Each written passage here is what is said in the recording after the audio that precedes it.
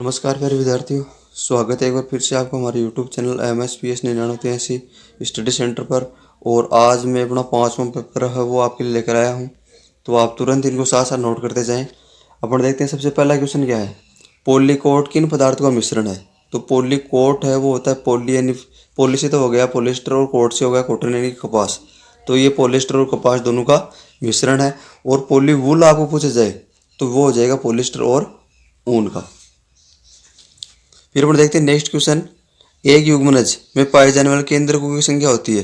तो एक युग्मनज में 2 युग्मक होते हैं, तो यानी कि इसके अंदर केंद्रक की संख्या हो जाएगी 2। केंद्र की संख्या हो जाएगी 2। फिर क्वेश्चन नंबर 3, मलेरिया परजीवी वाहक है। तो मलेरिया जो परजीवी है वो मादा एनाफिलीज मच्छर होता है इसका वाहक।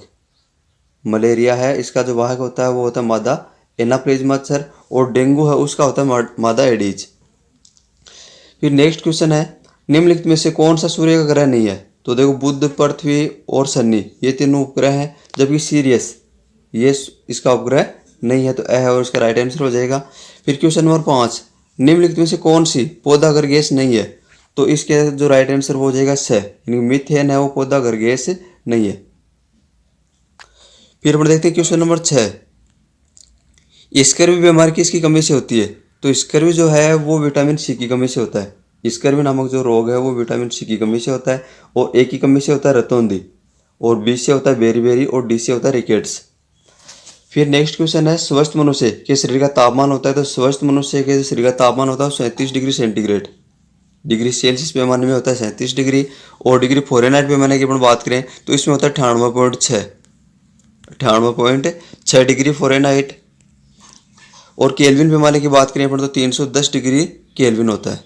310 डिग्री केल्विन, ये तीनों पैमानों में अपने शरीर का औसत तापमान होता है। फिर अगला क्वेश्चन है, आयोडीन की कमी से कौन सी बीमारी होती है। तो आयोडीन की कमी से गायोटर, गलगंड या घेंगा नामक रोग है वो हो जाता है। फिर अपन देखते हैं क्वेश्चन नंबर 9, किसी वस्तु द्वारा एक दोलन के पूरा करने में लिए गए समय को कहते हैं प्यारे बच्चों आवर्तकाल। इसको कहते हैं आवर्तकाल। फिर वह प्रबलता कंपन के आयाम से निर्धारित होती है। प्रबलता है वो कंपन के आयाम से, यानी कि आयाम बढ़ने पर ध्वनि की प्रबलता बढ़ेगी और आवृत्ति बढ़ने पर ध्वनि की तीव्रता बढ़ती है, यानी कि उसका तारतम्य बढ़ता है। फिर अगला आवृत्ति का मात्रक है। तो आवृत्ति का मात्रक होता है हर्ट्ज।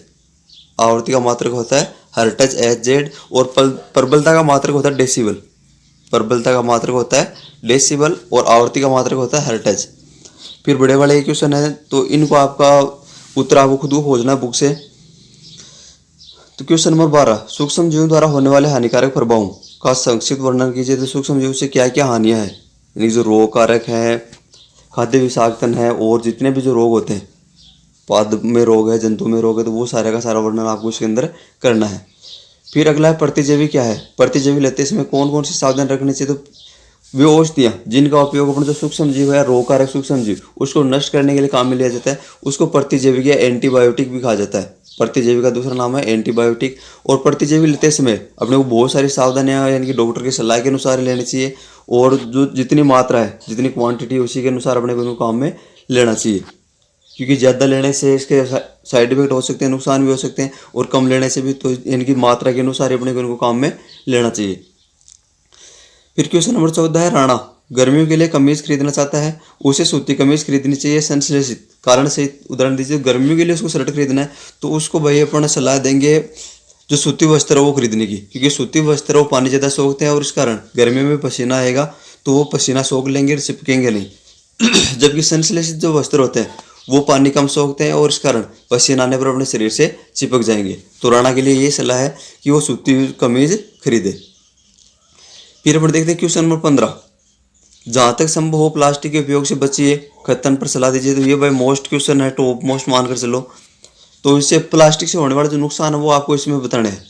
प्लास्टिक के दुष्प्रभाव नुकसान है वो आपको इसमें बताने हैं। फिर है क्वेश्चन नंबर 16, अपने स्थानीय क्षेत्र में हरियाली बनाए रखने के लिए आप किस प्रकार योगदान दे सकते हैं, अपने द्वारा किए जाने वाली क्रियाओं की सूची बनाइए। तो यानी कि अपन जो वन रोपण है उस प्रक्रिया का आपको इसमें वर्णन करना है, भाई किस प्रकार से अपन ज़्यादा से ज़्यादा पेड़ पौधे लगाकर अपना जो क्षेत्र है उसको हरा भरा बना सकते हैं।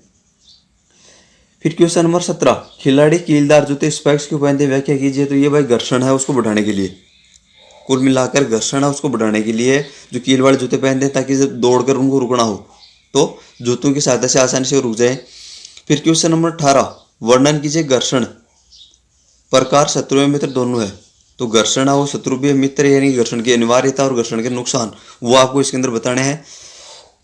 फिर क्वेश्चन नंबर 19, पेट्रोलियम निर्माण के प्रक्रम को विस्तार से समझाइए। तो पेट्रोलियम का निर्माण है वो 5वें पार्ट से है, तो ये आपको पूरा का पूरा डिटेल से समझाना है। फिर क्वेश्चन नंबर 20, हमें कागज की बचत क्यों करनी चाहिए? उन कार्यों की सूची बनाइए जिनके द्वारा आप कागज की बचत कर सकते हैं। तो कागज को बचाने के उपाय और कागज को नहीं बचत करते तो इसका क्या परिणाम होगा वो आपको इसके अंदर पूरा का पूरा लेख इसमें लिखना है। और आपको पता है कि 1 टन कागज बनाने के लिए, 1 टन कागज प्राप्त करने के लिए अपने को 17 बड़े विकसित पेड़ उनको काटना पड़ता है। तो इनकी 1 टन कागज की तो यदि अपने बचत कर ली तो इनके 17 बड़े पेड़ को अपने कटने से बचा लिया। फिर है क्वेश्चन नंबर 21, आवेशित गुब्बारे दूसरे आवेशित गुब्बारे को प्रतिकर्षित करते हैं जबकि अनावेशित गुब्बारे आवेशित गुब्बारे द्वारा आवेश आकर्षित किया जाता है। व्याख्या कीजिए। तो इनके जो समान आवेश है वो क्या, उनके मध्य क्या होता है? प्रतिकर्षण।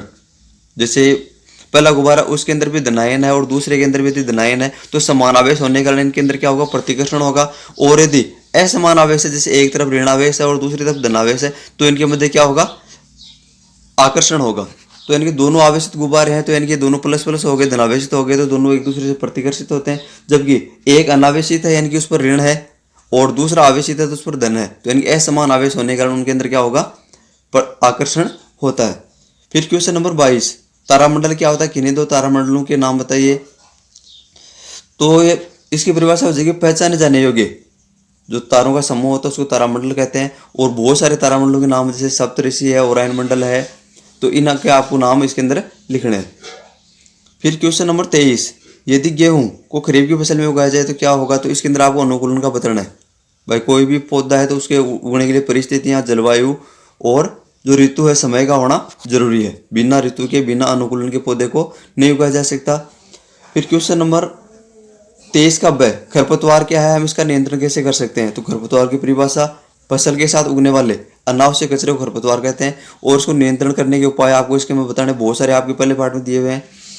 और फिर है एक दोलक 4 सेकंड में 40 दोलन पूरा करता है, तो इसका आवर्तकाल तथा आवर्ती ज्ञात कीजिए। तो दोनों सूत्र लगाकर आपको इसके अंदर ज्ञात करने हैं, यानी कि एक में तो 40/4 हो जाएगा। फिर इसका ब है, शोर तथा संगीत में क्या अंतर है?